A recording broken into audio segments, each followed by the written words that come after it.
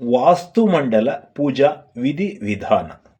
ಗೃಹ ನಿರ್ಮಾಣದ ಆರಂಭದಲ್ಲಿ ವಿಘ್ನ ಉಂಟಾಗದಂತೆ ಕಾಪಾಡು ಎಂದು ವಾಸ್ತುಪುರುಷನನ್ನು ಬೇಡಿಕೊಳ್ಳುತ್ತಾ ಮಾಡುವ ಪೂಜೆ ಇದು. ಈ ಪೂಜೆಗಾಗಿ 81 ಅಡಿಗಳ ಮಂಟಪವನ್ನು ನಿರ್ಮಿಸಿ ಅದರಲ್ಲಿನ ಈಶಾನ್ಯ ಕೋನದಲ್ಲಿ ಪೂಜೆಯನ್ನು ಆರಂಭಿಸಿ ಮಂಟಪವೆಲ್ಲ ಸಂಪೂರ್ಣವಾಗಿ ವ್ಯಾಪಿಸುವಂತೆ ಮಾಡಬೇಕು. ಈ ಮಂಟಪದ ಈಶಾನ್ಯ ಕೋನದಲ್ಲಿ ವಾಸ್ತುದೇವತೆಯ ಮಸ್ತಕವನ್ನು ನಿರ್ಮಿಸಬೇಕು. ನೈಋತ್ಯದಲ್ಲಿ 2 ಪಾದಗಳು, ಉಳಿದ 2 ಮೂಲೆಗಳಲ್ಲಿ ಕೈಗಳಿರಬೇಕು. ಯಾವ ನಿರ್ಮಾಣವನ್ನು ಕೈಗೊಂಡರೂ ಮೊದಲಿಗೆ ಈ ವಾಸ್ತುದೇವತೆಯನ್ನು ಸ್ಥಾಪಿಸಿ ಪೂಜಿಸಬೇಕು. ನಂತರ 21 ದೇವತೆಗಳನ್ನು ಮಂಡಲದ ಬಾಹ್ಯ ಭಾಗದಲ್ಲಿಯೂ 13 ದೇವತೆಗಳನ್ನು ಅಂತರ್ಭಾಗದಲ್ಲಿಯೂ ಇಡಬೇಕು. ಬಾಹ್ಯ ದೇವತೆಗಳೆಂದರೆ ಈಶ, ಶಿಖಿ, ವರ್ಜಸ್ಯ, ಜಯಂತ, ಕುಲಿಶಾಯುಧ, ಸೂರ್ಯ, ಸತ್ಯ, ಭೃಗು, ಆಕಾಶ, ವಾಯು, ಪೂಷ, ವಿಥತ, ಗೃಹಕ್ಷೇತ್ರ, ಯಮ, ಗಂಧರ್ವ, ಭೃಗು, ರಾಜ, ಮೃಗ, ಪಿತೃಗಣ, ದೌವಾಂಕ, ಸುಗ್ರೀವ, ಪುಷ್ಪದಂತ, ಗಣಾಧಿಪ, ಅಸುರ, ಶೇಷ, ರೋಗ, ಅಹಿಮುಖ, ಬಲ್ಲಾಟ, ಸೋಮ, ಸರ್ಪ, ದಿತಿ, ಅದಿತಿ ಇವರನ್ನು ಪೂಜಿಸಿದ ನಂತರ ಈಶಾನ್ಯದಲ್ಲಿ ಜಲವನ್ನು, ಆಗ್ನೇಯದಲ್ಲಿ ಸಾವಿತ್ರಿಯನ್ನು, ನೈಋತ್ಯದಲ್ಲಿ ಜಯಾನನ್ನು, ವಾಯುವ್ಯದಲ್ಲಿ ರುದ್ರದೇವರನ್ನು ಪೂಜಿಸಬೇಕು. ನಂತರ 9 ಅಡಿಗಳ ಜಾಗದಲ್ಲಿ ಬ್ರಹ್ಮನನ್ನು, ಆತನಿಗೆ 8 ಕಡೆಗಳಲ್ಲಿಯೂ ಪೂರ್ವದಿಂದ ಆರಂಭಿಸಿ ಆರ್ಯನು, ಸವಿತೆ, ವಿವಸ್ವಾನ್, ವಿಬುಧಾದಿ, ಮಿತ್ರ, ರಾಜಲಕ್ಷ್ಮ, ಪೃಥ್ವಿಧರ, ಅಪವತ್ಸ ಎಂಬ ದೇವತೆಗಳನ್ನು ಮಂಡಲದ ಒಳಗೆ ಸ್ಥಾಪಿಸಿ ಪೂಜಿಸಬೇಕು. ಒಳಗಿನ ಭಾಗದಲ್ಲಿ ಪೂಜಿಸಬೇಕಾದ ದೇವತೆಗಳು ಇವರೆಲ್ಲರ ರೇಖೆಗಳನ್ನು ಎಚ್ಚರಿಕೆಯಿಂದ ಬರೆದು ಅವುಗಳ ಬಿಂದುಗಳ ಮೇಲೆ ಪೂಜಿಸಬೇಕು. ಈಶಾನ್ಯದಿಂದ ನೈಋತ್ಯದವರೆಗೆ ಸೂತ್ರದ ಮೂಲಕ ಬರೆಯಲಾದ ರೇಖೆಯನ್ನು ವಂಶವೆನ್ನುವರು. ಅದೇ ರೀತಿ ಆಗ್ನೇಯದಿಂದ ವಾಯುವ್ಯದವರೆಗೆ ಇರುವ ರೇಖೆಯನ್ನು ಧುರ್ಧರ ಎಂದು ಕರೆಯುತ್ತಾರೆ. ವಂಶರೇಖೆಯ ಮೇಲೆ ಈಶಾನ್ಯ ಕೋನದಲ್ಲಿ ಅದಿತಿಯನ್ನು, ದುರ್ಧರ ಯೋಗ ಬಿಂದುವಿನ ಮೇಲೆ ಹಿಮವಂತನನ್ನು, ನೈಋತ್ಯ ಕೋನದ ಅಂತಿಮ ಬಿಂದುವಿನ ಮೇಲೆ ಜಯಂತನನ್ನು ಪೂಜಿಸಬೇಕು. ನಂತರ ದುರ್ಧರ ರೇಖೆಯ ಮೊದಲಿಗೆ ಅಗ್ನಿಕೋನದ ಮೇಲೆ ನಾಯಿಕಾ ಅನ್ನು, ಕೊನೆಯಲ್ಲಿ ಕಾಳಿಕಾದೇವಿಯನ್ನು ಪೂಜಿಸಬೇಕು.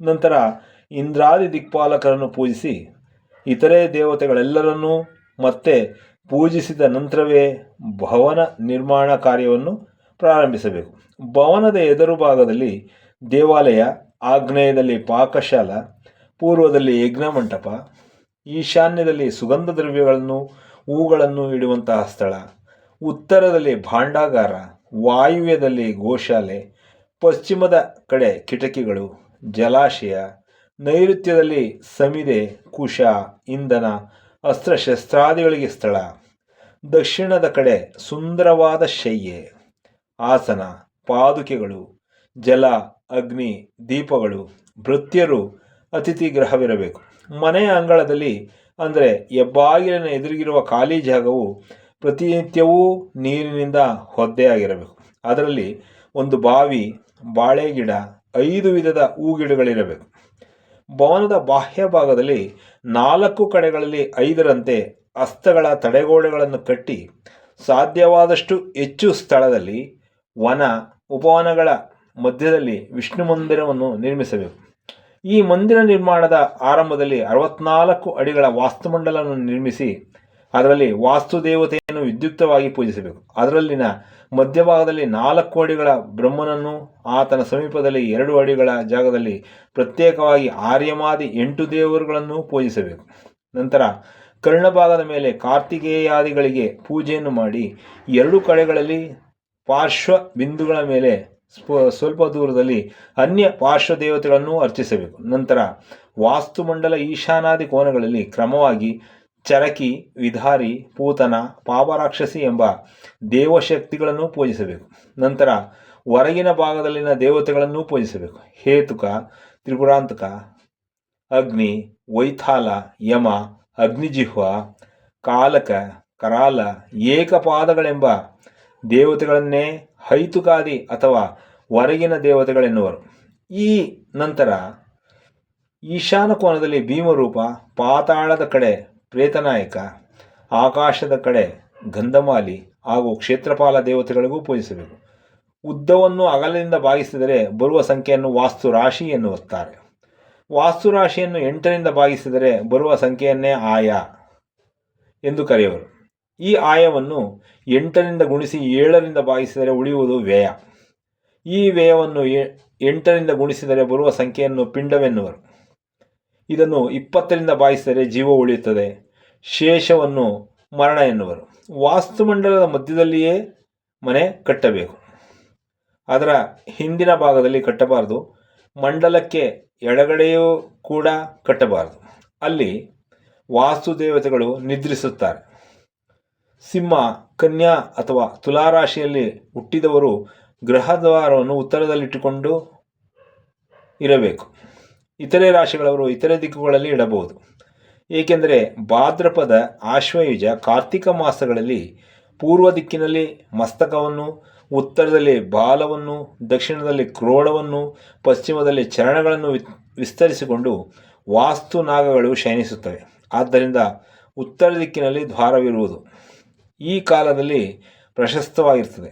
ವೃಶ್ಚಿಕ, ಧನು, ಮಕರ ರಾಶಿಗಳವರು ಅಂದರೆ ಮಾರ್ಗಶಿರ, ಪುಷ್ಯ, ಮಾಘ ಮಾಸದಲ್ಲಿ ಈ ನಾಗಗಳ ಪುಷ್ಟಭಾಗವು ಪೂರ್ವ ದಿಕ್ಕಿನಲ್ಲಿರುತ್ತದೆ. ಆದ್ದರಿಂದ ಈ ದಿಕ್ಕಿನಲ್ಲಿ ದ್ವಾರವನ್ನು ಇಡಬೇಕು. ಕುಂಭ, ಮೀನ, ಮೇಷರಾಶಿಗಳಲ್ಲಿ ಅಂದರೆ ಪಾಲ್ಗುಣ, ಚೈತ್ರ, ವೈಶಾಖ ಮಾಸಗಳಲ್ಲಿ ವಾಸ್ತು ನಾಗಗಳ ಮಸ್ತಕವು ಪಶ್ಚಿಮದಲ್ಲಿಯೂ, ಪೃಷ್ಠವು ದಕ್ಷಿಣದಲ್ಲಿಯೂ, ಚರಣಗಳು ಉತ್ತರ ದಿಕ್ಕಿನಲ್ಲಿಯೂ ಪೂರ್ವಗಳಲ್ಲಿಯೂ ಇರುತ್ತವೆ. ಆದ್ದರಿಂದ ಆಯಾ ರಾಶಿಗಳಲ್ಲಿ ಜನಿಸಿದವರು ದಕ್ಷಿಣ ದಿಕ್ಕಿನಲ್ಲಿ ದ್ವಾರವನ್ನು ಇಟ್ಟುಕೊಳ್ಳಬೇಕು. ಅದೇ ರೀತಿ ವೃಷಭ, ಮಿಥುನ, ಕರ್ಕಾಟಕ ರಾಶಿಗಳವರು ಜ್ಯೇಷ್ಠ, ಆಷಾಢ, ಶ್ರಾವಣ ಮಾಸಗಳಲ್ಲಿ ವಾಸ್ತು ನಾಗಶಿರವು ಉತ್ತರದಲ್ಲಿಯೂ ಪೃಷ್ಠವು ಪಶ್ಚಿಮದಲ್ಲಿಯೂ ಇರುವುದರಿಂದ ಪಶ್ಚಿಮ ದಿಕ್ಕಿನಲ್ಲಿ ದ್ವಾರವನ್ನು ಇಡುವುದು ಶ್ರೇಯಸ್ಕರ. ಭವನವು ಪೂರ್ತಿಯಾದ ಮೇಲೆ ಯಾವ ದಿಕ್ಕಿನಲ್ಲಿ ಯಾವ ಮರವಿರಬೇಕೆಂಬುದನ್ನು ಸಹ ವಾಸ್ತುಶಾಸ್ತ್ರವು ಹೇಳುತ್ತದೆ. ಪೂರ್ವದಲ್ಲಿ ಪಿಪ್ಪಲಿ, ದಕ್ಷಿಣದಲ್ಲಿ ಪಾಕಡ, ಪಶ್ಚಿಮದಲ್ಲಿ ಬೂರಗ, ಉತ್ತರದಲ್ಲಿ ಗೊಲರ, ಈಶಾನ್ಯದಲ್ಲಿ ಸೇಮಲಕ ಈ ವೃಕ್ಷಗಳು ಶುಭಪ್ರದವೆಂದು ಶಾಸ್ತ್ರಗಳು ಹೇಳುತ್ತವೆ.